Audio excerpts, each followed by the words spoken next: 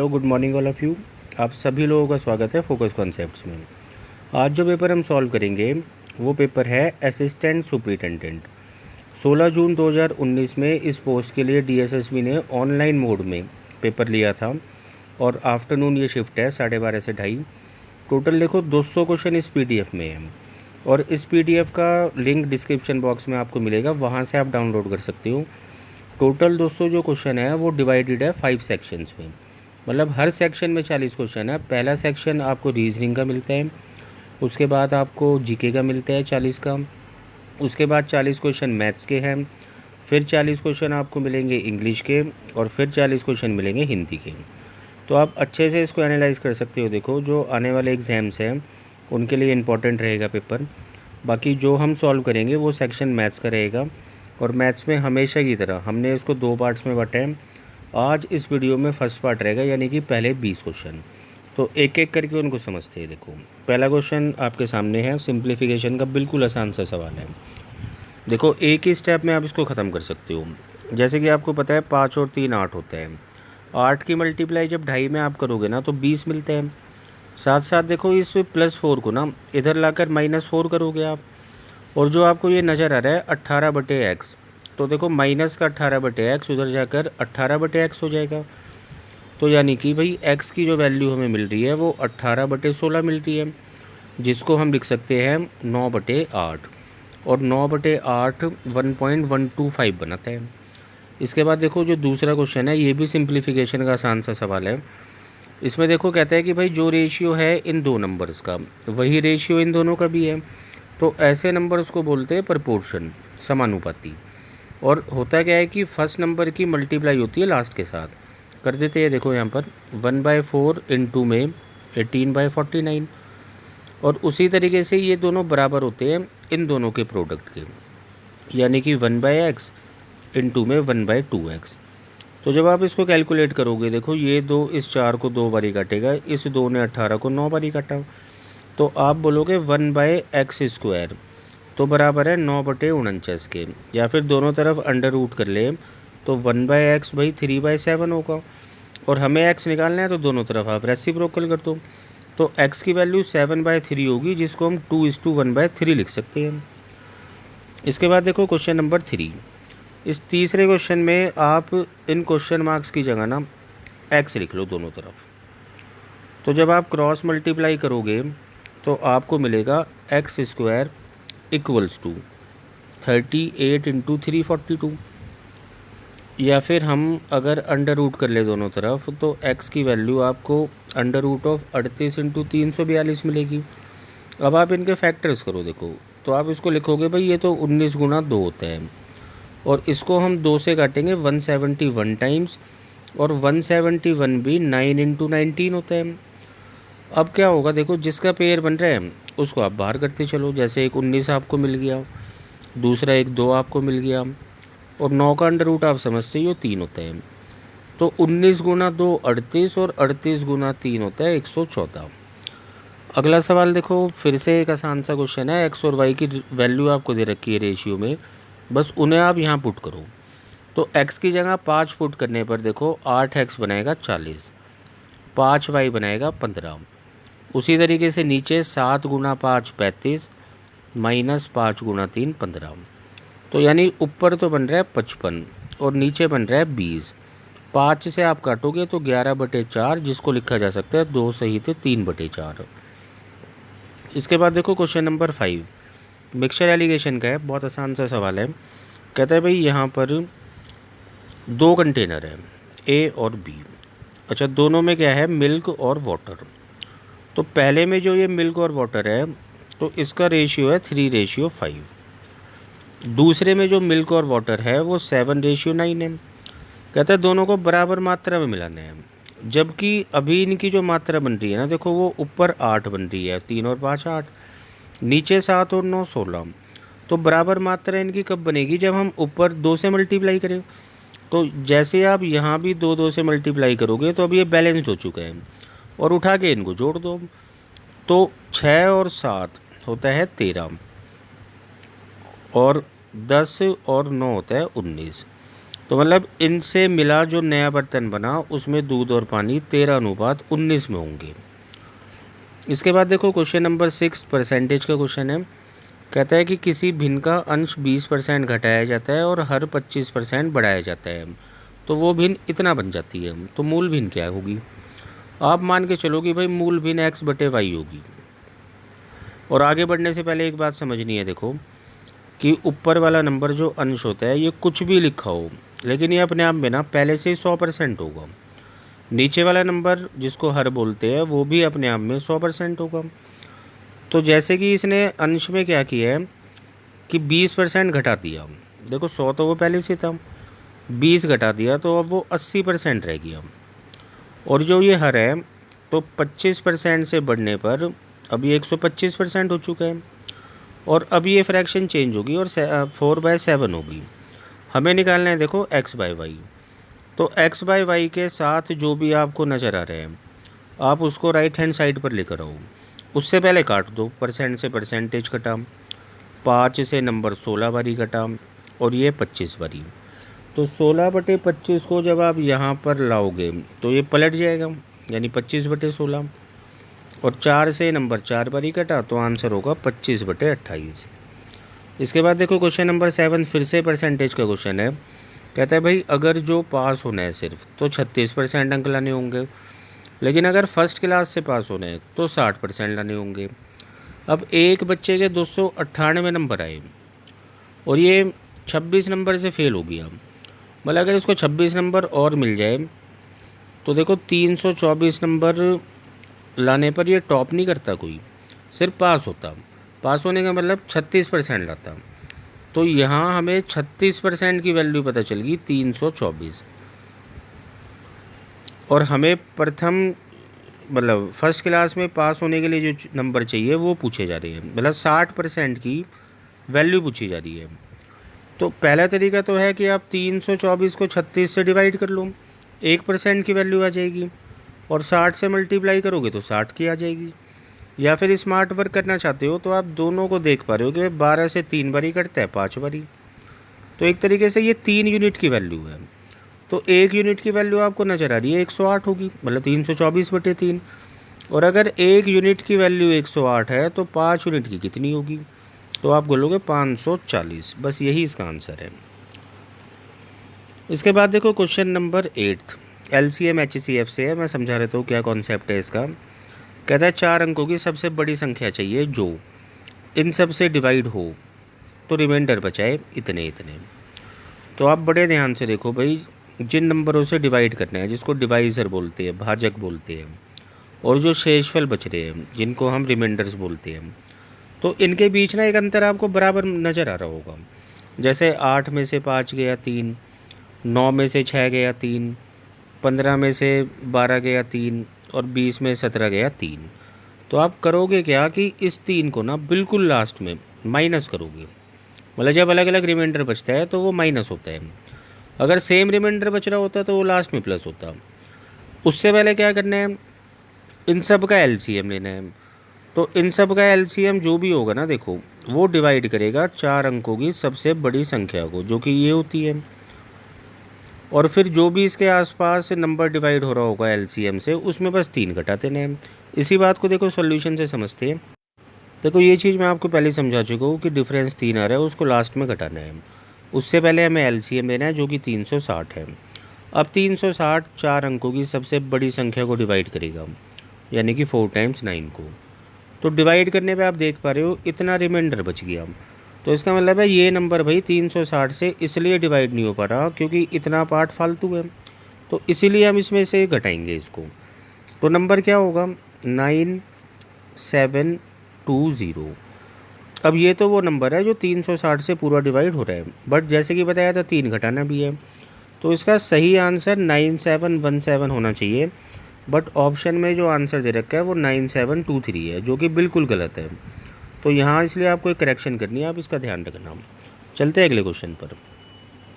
इसके बाद देखो आपको नज़र आ रहा है क्वेश्चन नंबर 9, और ये आप बहुत अच्छे से समझते हो कि अगर कभी भी भाई फ्रैक्शंस का HCF लेना हो तो ऊपर वाले नंबर्स का तो देखो HCF ही लेना होगा, यानी न्यूमरेटर्स का, अंश का।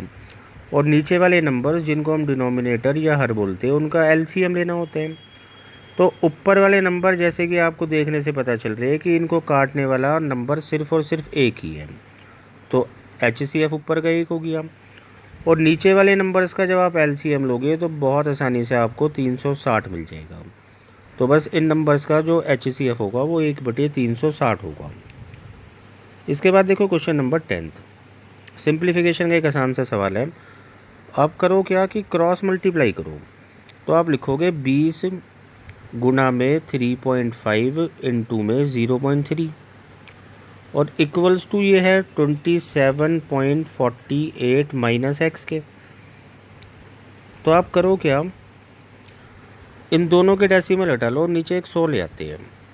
20 ने इसको 5 बारी काटा, 5 से 7 बारी काटा, तो इसका मतलब 21 बराबर 27.48 माइनस एक्स के हो गया।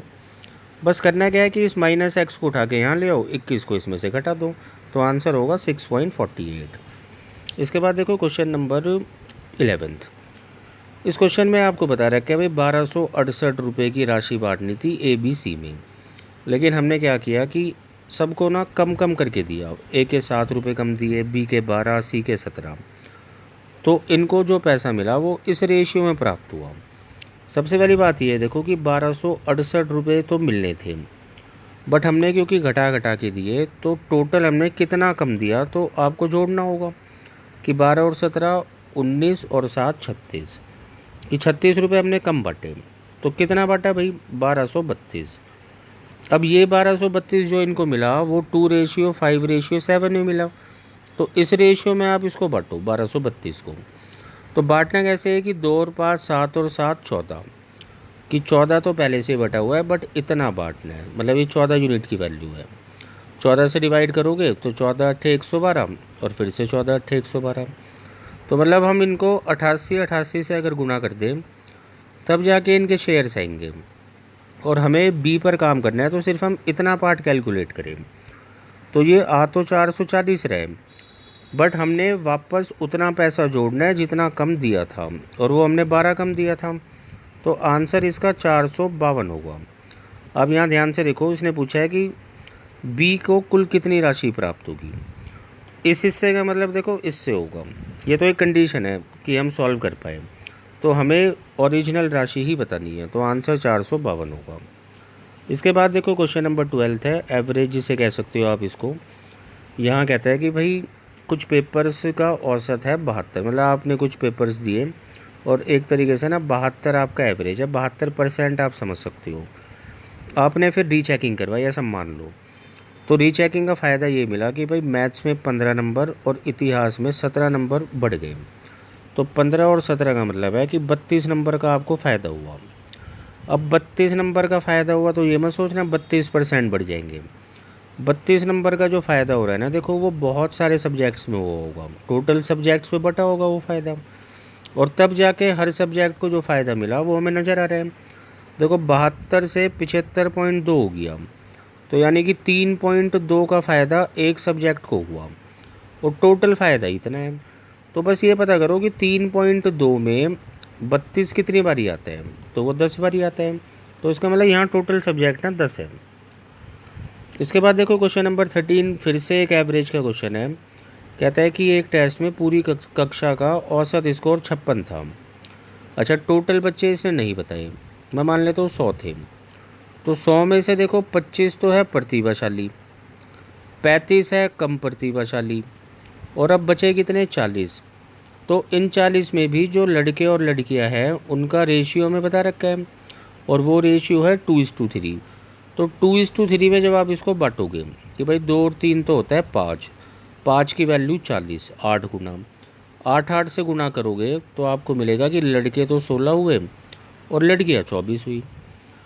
अब देखो हमें इस ग्रुप का एवरेज बता रखा है 80 है, हमें इस ग्रुप का भी एवरेज बता रखा है वो 30 है, और इस ग्रुप में से ना लड़कों का एवरेज बता रखा है 60, लड़कियों का एवरेज हम मान लेते हैं x, और सभी बच्चों का एवरेज है अपने पास 56। तो x की वैल्यू कैसे निकलेगी समझते हैं सॉल्यूशन से।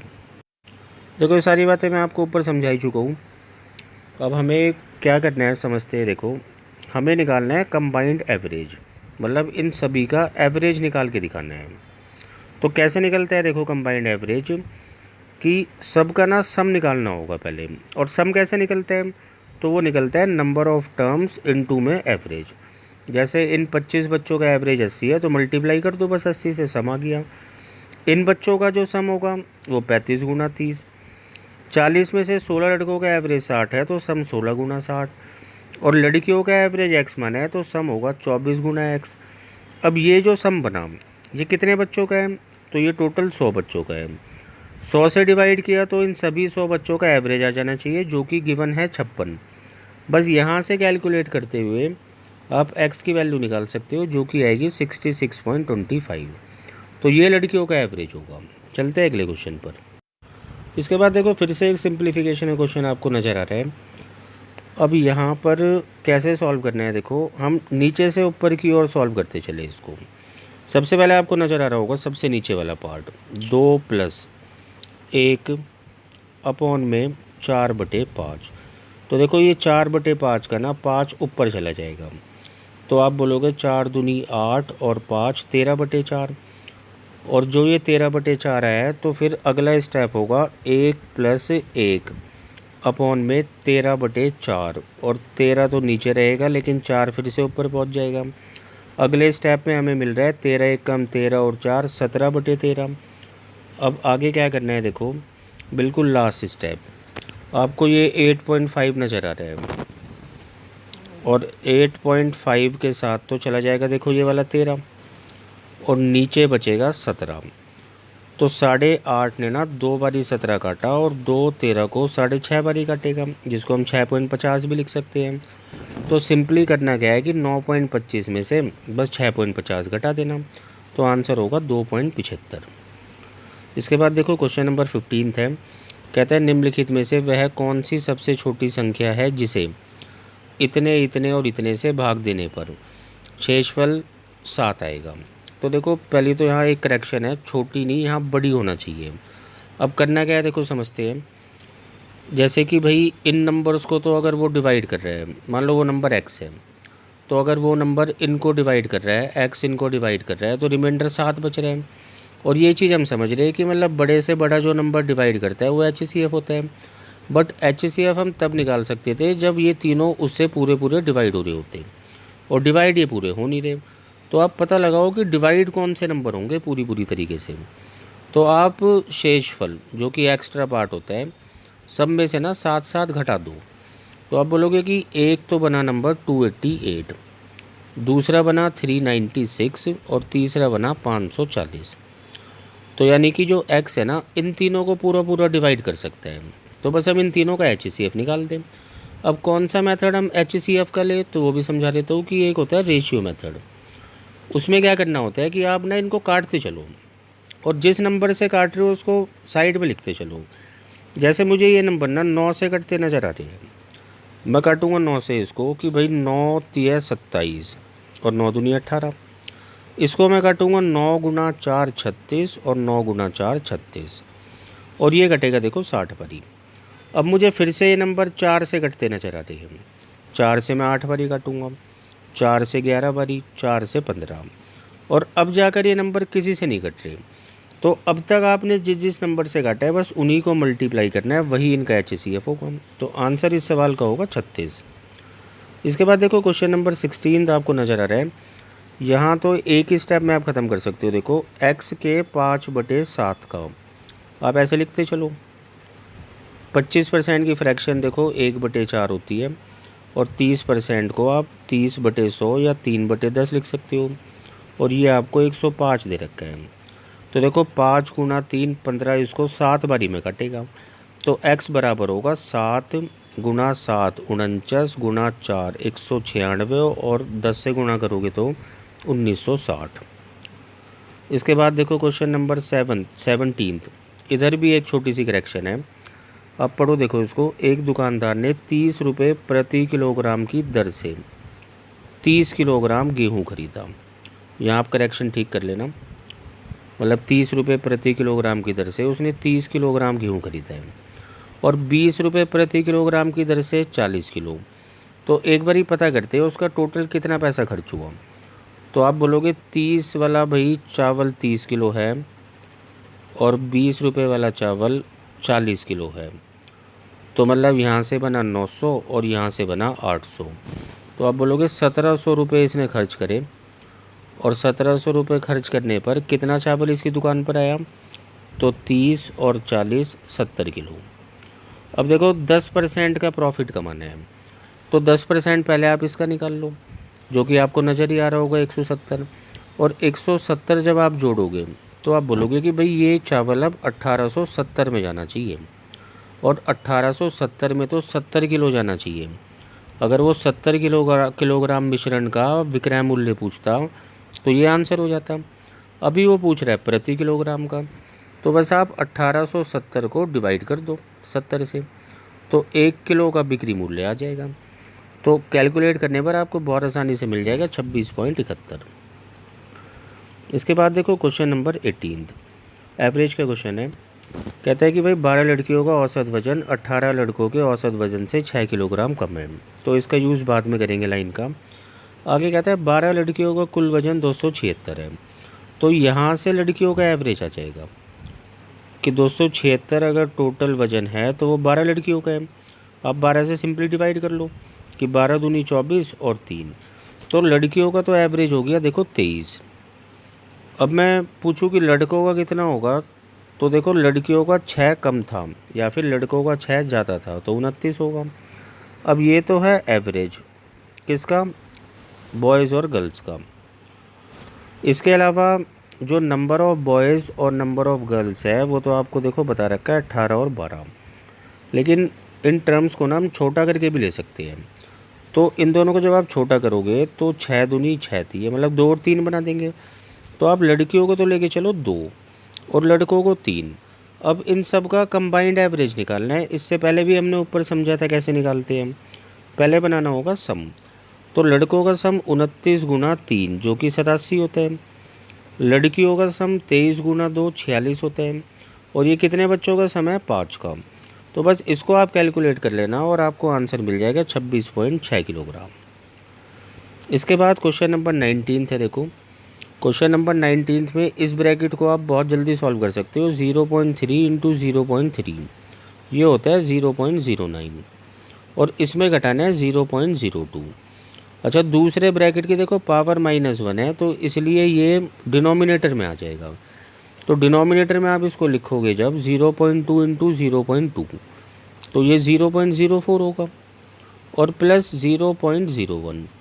तो जब आप इसको कैलकुलेट करोगे तो ऊपर आपको मिल रहा है 0.07, नीचे आपको मिल रहा है 0.05। तो 7/5 जिसका मतलब होता है 1.40 इसका आंसर होगा। चलो भाई इस 20 क्वेश्चन में जो लास्ट क्वेश्चन है 20वां पहले पार्ट का, उसको समझते हैं। ये बेस्ड है आइडेंटिटी पे। देखो एक दो छोटी छोटी बातें आपको पता होनी चाहिए। एक तो पता होना चाहिए कि अगर आप a क्यूब की मल्टीप्लाई b क्यूब में करो, तो क्योंकि दोनों की पावर 3 है, क्यूब है, तो उसको आप कॉमन ले सकते हो। आप इसको ऐसे लिख सकते हो। और वही चीज़ देखो यहाँ करनी है। जैसे 8 को आप 2 की पावर 3 लिख सकते हो, और आगे आपको ब्रैकेट दिख रहा है 2.65 की भी पावर 3 है। तो आप करो क्या कि 2 इंटू 2.65 जो कि 5.3 हो गया, तो उसकी होल पावर 3 बना दो। तो ये चीज़ अगर आपको समझ में आई तो हम इसको लिख ऐसे सकते हैं कि भाई 5.3 का क्यूब -1 का क्यूब। और उम्मीद है आपको ऊपर आइडेंटिटी भी नज़र आ गई होगी, a cube minus B cube. इसके दो फैक्टर होते हैं, पहला a माइनस बी होता है, और दूसरा फैक्टर होता है देखो a² plus AB plus B²। और यही फैक्टर हमें नीचे भी मिलेगा। कैसे मिलेगा समझते हैं। देखो 5.3² तो आपको नज़र आ ही रहा है, उसको तो एज इट इज़ लिखा रहने दो। लेकिन ये जो 6.3 है ना, इसको हमें लिखना चाहिए देखो कुछ इस तरीके से कि 5.3 इंटू 1 प्लस 1²। आप समझ रहे हो, इसको कैलकुलेट करने पे 6.3 ही बनेगा। ये मैंने इसलिए लिखा है ताकि आप इसको थोड़ा समझ पाओ कि ये a² है, ये b² है और ये ab है। तो ये वाला फैक्टर देखो कैंसिल आउट हो गया। तो कुल मिलाकर सवाल का आंसर a माइनस बी होगा। a का मतलब 5.3 है, और बी का मतलब 1 है। तो जब आप घटाओगे तो 4.3 लिख सकते हो या फिर 4.30 भी लिख सकते हो। तो ये इसका आंसर होगा। तो उम्मीद है आपको ये सभी क्वेश्चन समझ आए होंगे। बल्कि जल्द मिलते हैं इसके अगले पार्ट के साथ। एक और इसका पार्ट आपको भी सॉल्व कराना है मुझे, जो जिसमें 20 क्वेश्चन मिलेंगे। बाकी इसको आप दोबारा से रिपीट करो, रिवाइज़ करो, और जल्द मिलते हैं अगले पार्ट के साथ। चलो ठीक है, बाय, थैंक यू।